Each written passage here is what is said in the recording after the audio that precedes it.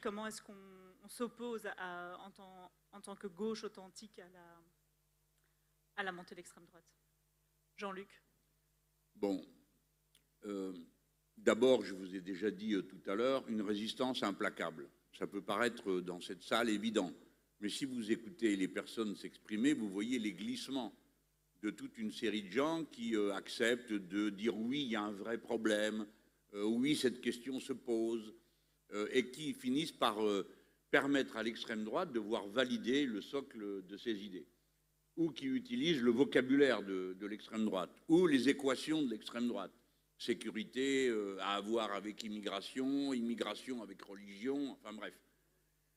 Toutes sortes de choses qui, à première vue et à force d'être répétées, paraissent évidentes, mais qui, sous la lumière de la raison, ne le sont plus et ne permettent pas de régler les problèmes qu'on affronte. Une de nos difficultés, parce qu'elle est dans le contenu même de ta question, ma camarade, comment la gauche peut-elle faire face? Mais il y a un problème, c'est quoi la gauche? Parce que la gauche, c'est un terme que nous avons inventé, en tout cas je parle pour la France, hein, parce que moi j'étais membre du Parti socialiste français pendant 30 ans. C'était le parti du programme commun, c'était le parti dont la déclaration de principe disait que le marxisme éclairait nos analyses et qu'il n'y avait pas de démocratie complète dans une société capitaliste. Alors bon, il y a eu un moment où il était évident que ce qui se faisait n'avait plus rien à voir avec ce qui se décrétait.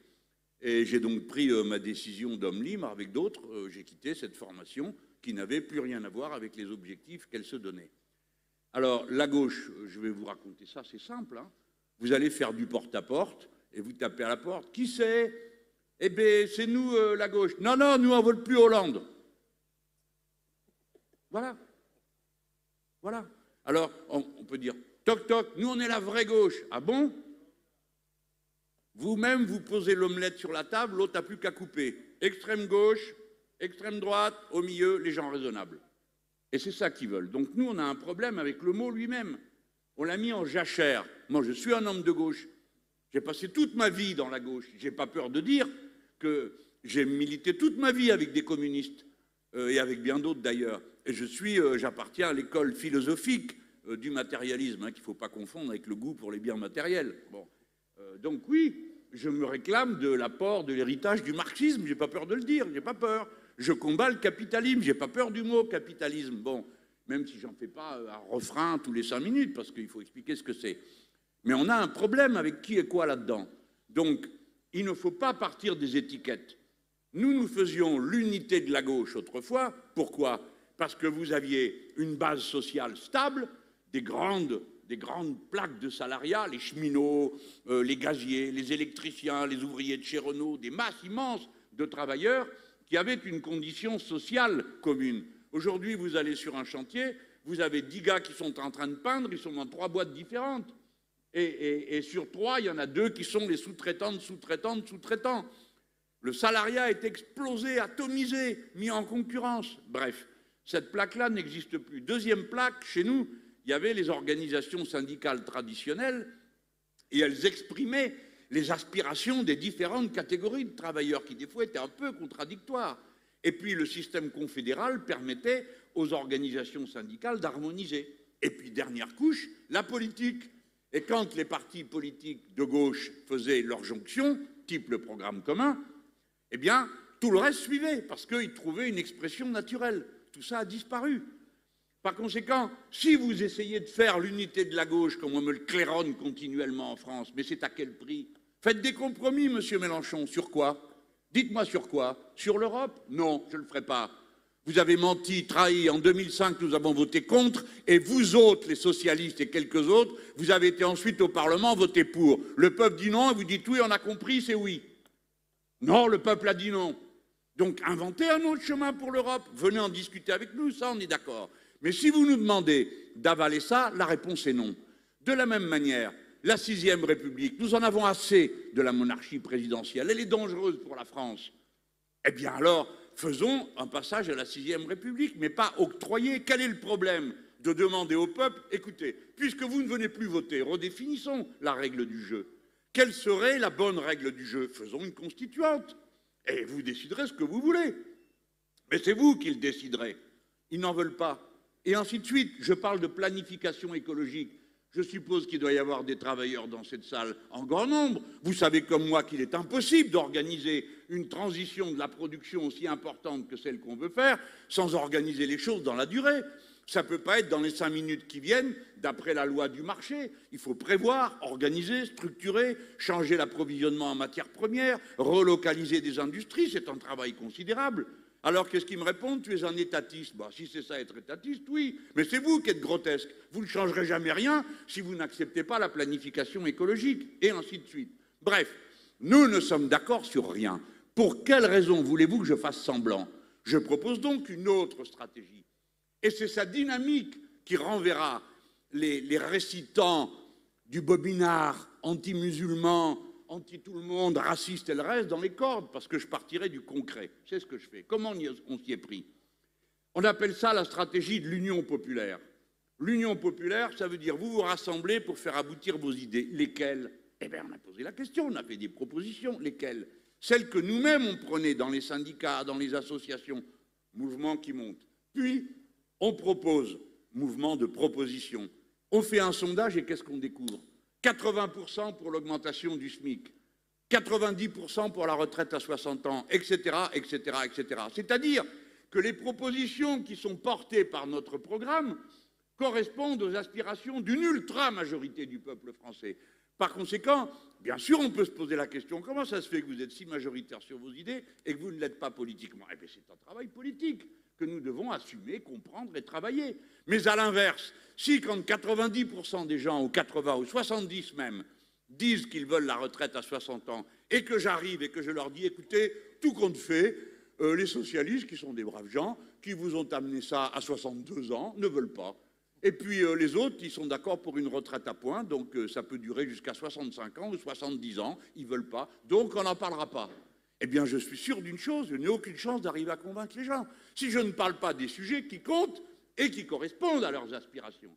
Par conséquent, le seul programme révolutionnaire, c'est celui qui permet à une masse de gens de se mobiliser pour des objectifs qu'ils partagent. Et ils n'ont pas besoin d'étiquette pour le faire. Parce que même si vous avez voté à droite avant, ou peut-être même à l'extrême droite, et que vous vous dites au dernier moment, bon, alors là, il me propose de détester les Arabes plus efficacement, et de jeter à la mer tous ceux qui ont la peau noire. Bon, c'est une idée. Et puis à côté de ça, Mélenchon, il me propose d'arrêter de bosser à 60 ans parce que j'en peux plus, d'augmenter le SMIC à 1400 ou à 1500 euros avec ce que j'ai rien. Ben, il choisira, le gars. Soit il préfère aller discuter et choisir des trucs de fous, qui n'ont aucune chance d'ailleurs, soit dit par parenthèse, de se réaliser jamais, sauf dans un massacre, sauf, ou bien de faire des choses raisonnables qui concernent la vie des gens, qui sont simples, et les gens, ils ont raison d'être simples, parce que la vie, finalement, est simple. Tu peux ou tu peux pas. Tu peux avoir de l'électricité à la maison, tu peux avoir du chauffage, tu peux aller au boulot, tes gosses sont bien élevés, ils ont une bonne école avec le nombre d'instituteurs qu'il faut. Si tu es malade, l'hôpital t'accueille. C'est des choses simples comme ça que nous, qui est le programme révolutionnaire du peuple. Le reste, comment trouver son bonheur, comment s'épanouir, à quelle religion croire, c'est une affaire personnelle qui est dans le secret de votre cœur, si vous y arrivez ou pas, que vous soyez riche ou pauvre, il est probable que vous aurez la même difficulté. Mais par contre, devant les questions matérielles, oui, vous avez le mur de la réalité. Et moi, je vois là mon pari. L'union populaire, c'est le rassemblement du peuple sur ses objectifs communs, sur ses causes communes. Alors c'est difficile, oui, mais ça a été quand facile? Expliquez-moi voir quand c'était facile, que les syndicalistes arrivaient, tout le monde leur sautait dans les bras, qu'on venait proposer le socialisme et les gens disaient « Ah, quelle bonne idée !» Et des fois, des camarades me disent « Mais ouais, quand même, tu devrais être moins clivant. » Mais non, le principe de la démocratie, c'est de cliver, choisir entre des choses différentes. Il faut accepter ça. À quel moment c'était facile? À quel moment on a eu des leaders où les autres disaient « Ah, vous êtes génial, qu'est-ce que vous êtes intelligent et cultivé, tenez, voilà les clés du camion, on vous les donne. » On ne savait pas quoi faire, alors vous êtes là. Non, la lutte sera d'autant plus dure que, comme l'a dit Raoul, c'est moi qui vais citer Lénine maintenant. Tu vois? On peut avoir lu Jaurès et Lénine. Et je ne te cite pas Mitterrand parce que tu vas t'évanouir. Oh non, pas ça Jean-Luc, pas ça Jean-Luc. Bon, d'accord, je me citerai moi-même alors. Je pense que c'est une assez bonne synthèse. Mais nous sommes dans cette situation où, comme disait justement Lénine, en haut, ils ne peuvent plus. Ils ne sont pas obéis, ils n'y arrivent pas. Et en bas, on ne veut plus. C'est ça la situation de la France. En haut, il est obligé de dire, faire, raconter n'importe quoi. et de lâcher les forces de l'ordre pour un oui, pour un non sur tout le monde. Et en bas, les gens n'en peuvent plus. Donc, ils ne votent plus. Donc, ils font des manifestations spontanées comme celles qu'il y a toutes les semaines. C'est ça la situation pré-révolutionnaire de la France. Bon, je prends des risques, je ne suis pas si loin que ça, je suis en Belgique. Ils vont répéter partout que Mélenchon veut faire la révolution et tout ça. Mais mes pauvres amis, vous n'avez toujours pas compris que la révolution, personne ne la décide. D'accord? Il y a, dans leur vision policière de l'histoire, Raoul et moi, on se réunit dans un coin, on a un café, on a une feuille de papier, on dit bon, alors on fait la révolution, d'accord, oui, c'est toi qui amènes les fusils. T'es libre quand, Jean-Luc? Mais on a déjà réglé hier cette affaire. Mais voilà la vision qu'ils ont de l'histoire et de l'activité des sociétés humaines. Le chaos, le fracassement de cette construction politique est inéluctable. Pour une raison, c'est que la culture de nos peuples, grâce à l'action de nos aînés, est pénétrée d'idéal égalitaire. Quand on a fait notre sondage sur nos mesures, le sondeur a dit en sortant, ce qui est frappant, c'est qu'après 30 ans de néolibéralisme, les gens en France continuent à se déterminer par rapport à l'idée qu'ils se font d'un intérêt général. Autrement dit, leur première réponse n'est pas « moi », comme tu disais, « moi, d'abord moi ». Tu as tout à fait raison sur cette affaire-là. Hein. Cette forme d'égoïsme social et qui conduit, par exemple, un gars comme Macron à dire « je voudrais que nos jeunes rêvent d'être milliardaires ». Pardon, mais c'est immoral. Moi, je ne rêve pas que les jeunes gens fassent des projets immoraux comme être milliardaire. Car tu ne peux être milliardaire qu'à la condition de la pauvreté des autres et leur déchéance humaine. Mais oui, ça m'intéresse que le jeune, moi d'ailleurs je leur dis ça à chaque fois, hein, je leur dis vous avez intérêt à bien bosser à l'école parce qu'on a besoin de vous. Nous, il faut qu'on mette tous les camions sur un train entre la frontière belge et la frontière espagnole. Vous avez intérêt à gamberger pour trouver le moyen de le faire. Je veux qu'on arrête d'avoir de l'énergie carbonée. Alors vous avez intérêt à me trouver la manière de faire des hydroliennes pour qu'on en colle partout et qu'on s'en passe. Voilà l'aspiration. Et ça, ils sont prêts à le faire. Les travailleurs, ils sont prêts à se dévouer. Un coup, il y en a un qui m'a dit, je dis alors les gars, combien il vous faut de temps pour mettre tous les camions sur des trains? Ils commencent à s'engueuler entre eux. Pour une fois, ce n'était pas moi qui prenais. Alors ils étaient entre eux. Bon, au bout d'un moment, je dis, bon, on dit d'habitude que c'est les hommes politiques qui ne savent pas ce qu'ils veulent, mais là, vous êtes des cheminots et vous ne savez pas. Alors, il y en avait un qui était un peu plus âgé que les autres, puis ça devait être un coco, il s'est dit, je ne vais pas laisser Mélenchon avoir le beau rôle. Alors à la fin, il me regarde, il dit, écoute Mélenchon, 3 ans ou 6 ans, ça dépend de qui c'est qui le demande. Eh bien, c'est très profond comme pensée politique. Parce que si vous le demandez au nom de l'intérêt général, pour le bien de tous, eh bien, les travailleurs, ils sont prêts à retrousser les manches jusque-là. Si vous dites, faut bosser plus parce qu'il faut qu'on soit compétitif, ragnagna, et que ça fasse de la valeur, comme ils disent, alors les gars lui disent, bah, t'as qu'à le faire. Hein, parce que moi, j'en ai marre. Voilà, tout simplement, j'en ai assez. Alors, voilà ce que je veux vous dire. La stratégie, ce n'est pas la gauche. Personnellement, ça m'indiffère. Je ne suis pas dans cette logique-là. Je suis dans la logique, qu'est-ce qui est bon pour le peuple? Qu'est-ce qui est bon pour l'intérêt général? Qu'est-ce qui est bon pour la patrie républicaine? Et à ce moment-là, nous nous rassemblerons pour le faire parce que les gens sont prêts à faire beaucoup pour le bien commun. Et nous avons des grandes tâches à faire, des très grandes tâches. Jamais, aucune génération politique, ce n'est pas une affaire d'âge, je dirais jamais un groupe humain vivant comme nous n'a dû faire face à un défi pareil. Le cycle de l'eau est entièrement perturbé. L'humanité ne peut pas vivre sans eau potable et sans un cycle de l'eau stable. Nous ne pouvons pas vivre dans de l'air empoisonné. Nous ne pouvons pas vivre avec un dérèglement climatique absolu si nous n'avons pas des règles qui nous permettent d'être tous ensemble pour faire face aux défis. Plus que jamais, le collectivisme est à l'ordre du jour contre l'individualisme sordide et consumériste qui est la propre du capitalisme. Donc, il faut partir de ça. Puis après, advienne que pourra, les amis. Ça n'a jamais été facile, c'est difficile. Et alors, pour nos anciens, c'est encore plus difficile. Donc, on s'en débrouillera.